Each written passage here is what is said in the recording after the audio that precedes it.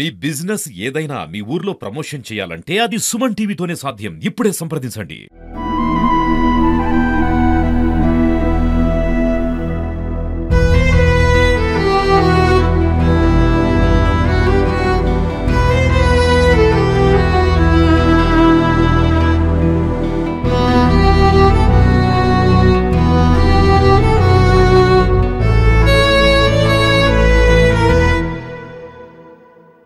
కనీసం పెంచారు, ఇంతవరకు తెచ్చారు అని తనకిష్టమైన పెళ్లి కూడా చేయించారు.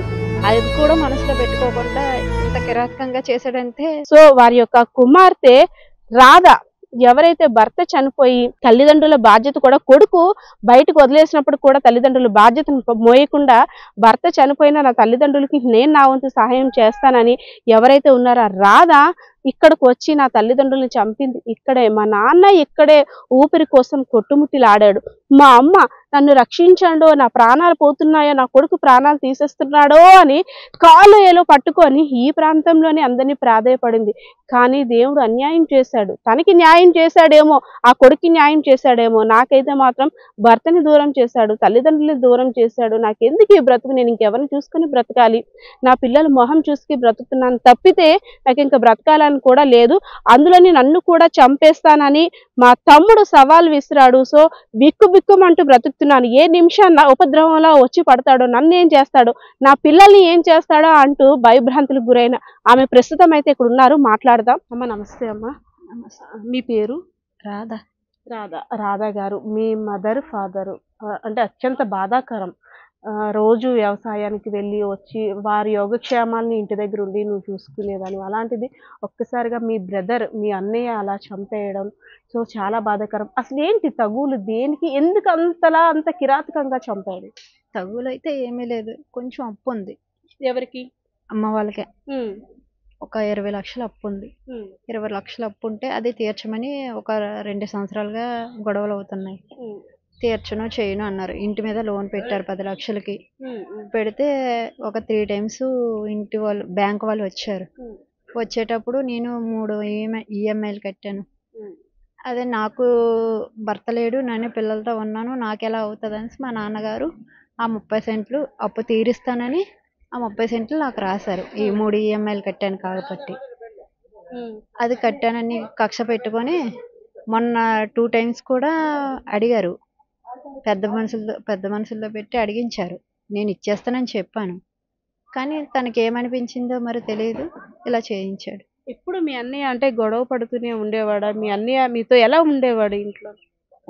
ఒక 6 మంత్స్ నుంచి ఎప్పుడు గొడవలే, కాకపోతే నప్పట్లేదని 1 ఇయర్ నుంచి వేరేగా ఉంటున్నారు. ఓకే. అంటే మీ వదిన ఎలా ఉండేది మీతో? మాతో ఎప్పుడు ఏగనిష్టగానే ఉండేది. ఏం చేసేవాడు మీ అన్నయ్య? 2 ట్రాక్టర్లు నడిపేవాడు. ట్రాక్టర్స్. సో అంటే మీరు ఇక్కడ ఉన్నారని కోపమా, లేదు ఆస్తి మీ పేరున రాశారనా, లేదు ఇంకేదైనా ఆస్తి తనకు దక్కకుండా పోతుంది, కూతురికే ఎక్కువ ఇంపార్టెన్స్ ఇచ్చుకుంటున్నారు, మాకు ఇవ్వట్లేదు, మా పరిస్థితి ఏంటి అంటే ఇదే కోణంలో చూడొచ్చు? అలాగేం లేదు, ఆస్తి నాకు రాశారనే కోపమే అనుకుంటున్నాను. ఎందుకంటే నేనైతే ఇక్కడ ఉండను కదా ఉండడానికి. ఇల్లు కూడా తమ్ముడు పేరు మీద ఉంది. ఒక 30 సెంట్లు కూడా ఆడి పేరు మీద రాయించాం. ఇంకేముంది, అతను నాన్నకే 50 సెంట్లు 80 సెంట్లు ఉండేది. అందులో ఆడ అప్పులు తీర్చట్లేదని భయంతో 30 సెంట్లు నాకు రాశారు. అంతే తప్పగాని ఇంకైతే ఏమీ లేదు. ఎందుకు తను అంటే అప్పులు ఏవో ఉన్నాయి, నేను తీర్చుకోవాలి, కొన్నిట్లో నేను డబ్బులు కోల్పోయాను, అందుకు నేను అడుగుతున్నప్పుడు కూడా తనకి ఇచ్చేసారేమో అనుమానం. అంటే ఈ ఇష్యూ మీద గత కొన్ని రోజులు ఎప్పుడైనా గొడవ అయిందా ఇంట్లోని?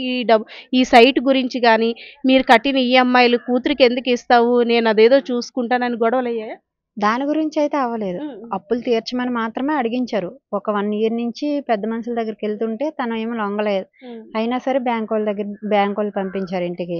పెద్ద మనుషులు చెప్పినా సరే మరి ఏం చేస్తాము, వినట్లేదు కదా, కడితే కట్టండి అనేసి పెట్టారు. వాళ్ళు చెప్పాక మరి మేమేం చేస్తాం, ఇల్లు మూసుకోవడం మాకు ఇష్టం కాదు కదా, అందుకని నేనే కట్టేదాన్ని. అమ్మ వాళ్ళకైతే వ్యవసాయం చేసుకున్నాను, వాళ్ళ దగ్గర ఏమి ఉండేది కాదు. కష్టమో నష్టమో తల్లిదండ్రులు కాబట్టి నేను భరించాను. అది ఎలా తెలిసిందమ్మా? అలా అంటే చంపేసే ముందు మీ అన్నయ్య ఇక్కడ నుండి ఏమైనా కోపంగా వెళ్ళాడా?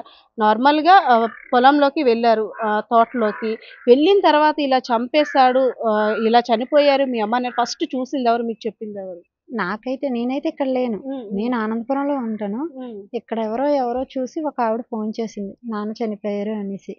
అప్పుడు నేను వచ్చేటప్పటికి ఇద్దరు కూడా చనిపోయారు. అప్పుడు అమ్మ కొంచెంసేపు బతికే ఉంది నాన్న చనిపోయిన తర్వాత. ఆ టైంలో ఎవ్వరు అక్కడ లేరమ్మా? చుట్టుపక్కల అయితే ఎవ్వరూ లేదు, వ్యవసాయం చేసుకుంటున్నారు. కానీ ట్రాక్టర్ రేజింగ్ ఎక్కువ పెట్టడంలో ఆ సౌండ్కి వీళ్ళ అరుపులు వినిపించలే. అందుకు చుట్టుపక్కల వాళ్ళు రాలేకపోయారు, దూరంగా ఉన్నారు. కానీ మనం అంటే మీరు ఒక ఆడవాళ్ళు, నేను ఒక లేడీని, చిన్నప్పుడు పిల్లల్ని మన కడుపులో పడిన దగ్గర నుండి మోసి నవమాసాలు మోసి పెంచుతాం. వాళ్ళకి ఏదైనా సరే మనం విలువలు ఆడుపుతాం. అలాంటిది కడుపును పుట్టిన కొడుకే అంటే ఒక యముడిలా ప్రవర్తించి అంటే ట్రాక్టర్ తోటి అంటే పునామా నరకం నుండి తప్పిస్తాడని అమ్మా నాన్న పుట్టినప్పుడు అంత సంబరపడతారు కదా! అలాంటిది ప్రత్యక్ష నరకం చూపించాడు అనుకోవచ్చా మీ తమ్ముడు? నిజమే కదా అది. కనీసం పెంచారు, ఇంతవరకు తెచ్చారు అని తనకిష్టమైన పెళ్లి కూడా చేయించారు.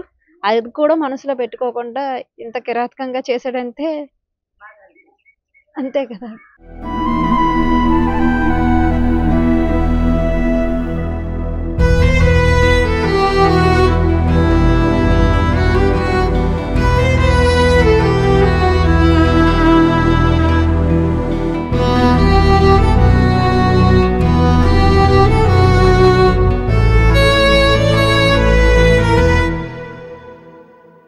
కనీసం పెంచారు, ఇంతవరకు తెచ్చారు అని తనకిష్టమైన పెళ్లి కూడా చేయించారు. అది కూడా మనసులో పెట్టుకోకుండా ఇంత కిరాతకంగా చేశాడంటే